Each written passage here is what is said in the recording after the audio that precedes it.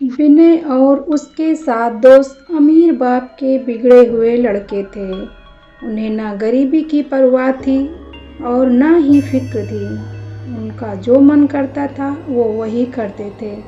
उनका कोई कुछ बिगाड़ने वाला नहीं था। लेकिन कभी न कभी ऊंट पहाड़ के नीचे आ ही जाता है, कभी जल्दी तो कभी देर से। एक दिन रात में विनय और उसके 7 दोस्त पास के ही गांव में चले गए। गांव में गरीबों के पास अपने मुर्दों को गाड़ने की जगह भी नहीं थी, इसलिए उन्हें गांव के सड़क के किनारे गाड़ दिया जाता था। इसी सड़क के किनारे एक बोर्ड पर लिखा हुआ था कि हमें आराम से सोने दें, हम आपको आराम से सोने देंगे।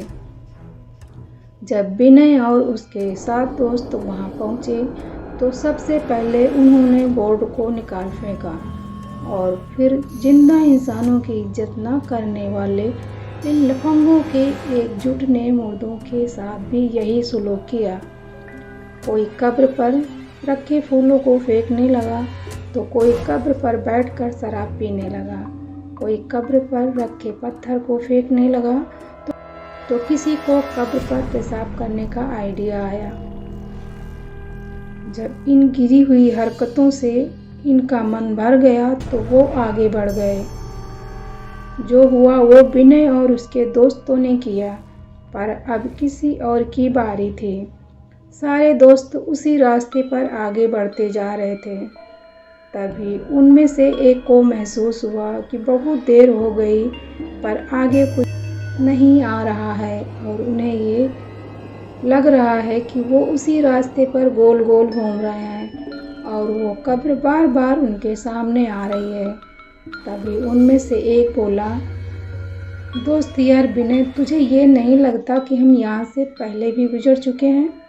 विनय, क्या बकवास करता है, लगता है तुझे चढ़ गई है। 2-3 घंटे और चलने के बाद दोस्त की नज़र उसकी घड़ी पर जाती है।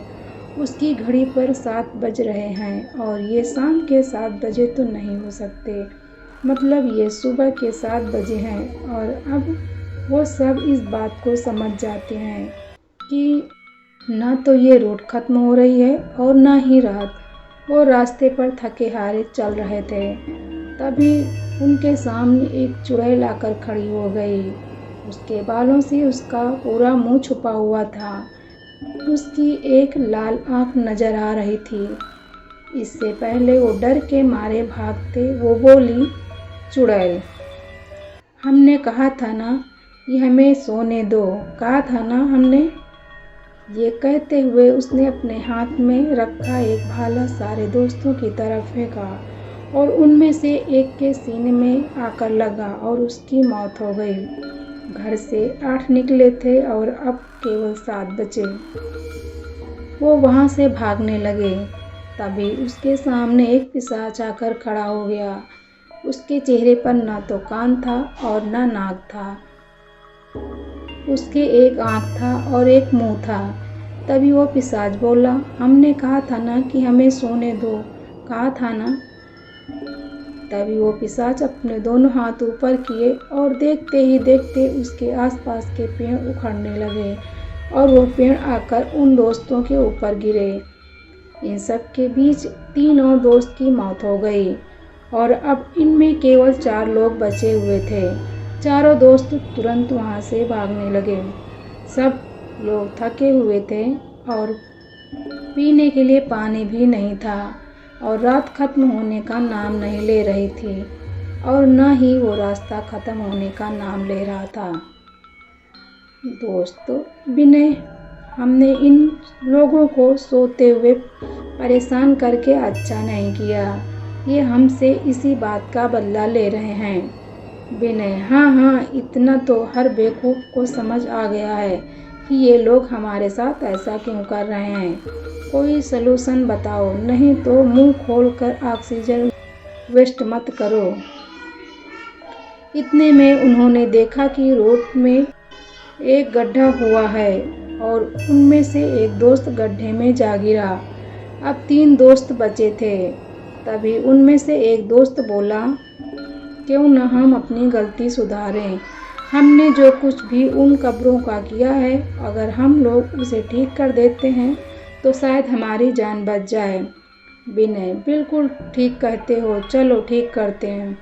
ये कहकर वे तीनों वापस उसी कब्र के पास चले गए और वे जो फूल उन्होंने फेंके थे वापस उसी कब्र पर रख दिए। जो पत्थर उन्होंने फेंके थे वापस वहाँ पर रख दिया। जो शराब की बोतल कब्र पर रखी थी वो वहाँ से हटा दिया और कब्र पर पेशाब की थी उसे भी साफ कर दिया। वो ये सब कर रहे थे तभी आसमान से एक चुड़ैल उड़ती हुई आई और एक को ले गई। अब 2 ही बचे थे। अब हम क्या करें विनय, हमने तो सब कुछ सुधार दिया तब भी कुछ नहीं फर्क पड़ रहा है। विनय, रुको, तुम्हें याद है सबसे पहले हमने वो बोर्ड निकाल कर फेंका था। दोस्त, हाँ हाँ बिल्कुल ठीक कह रहे हो, आओ उसे ठीक करके वापस लगा दिया जाए। ये कहकर दोनों बोर्ड को वापस लगाने लगे। तभी उनके सामने वही चुड़ैल और पिशाच आ गए और उनकी तरफ बढ़ने लगे। ये देखकर वो दोनों और तेज बोर्ड को उस पुरानी जगह पर गाड़ने लगे और इसके पहले कि चुड़ैल और पिशाच उनके सामने पहुंचते, उन्होंने बोर्ड को पुरानी जगह पर अच्छे से लगा दिया और देखते ही देखते चुड़ैल और पिशाच दोनों गायब हो गए। और अब धीरे धीरे आसमान से अंधेरा जाने लगा और सुबह हो गई। बचे हुए दोनों दोस्त अपनी गाड़ी में बैठकर भाग गए और अब इन सोते हुए लोगों को दोबारा कोई नहीं परेशान करेगा। दोस्तों, ये थी आज की कहानी। आप लोग को कैसी लगी कमेंट करके हमें ज़रूर बताएं। मिलते हैं ऐसे ही एक नई वीडियो में नई स्टोरी के साथ। तब तक के लिए बाय बाय।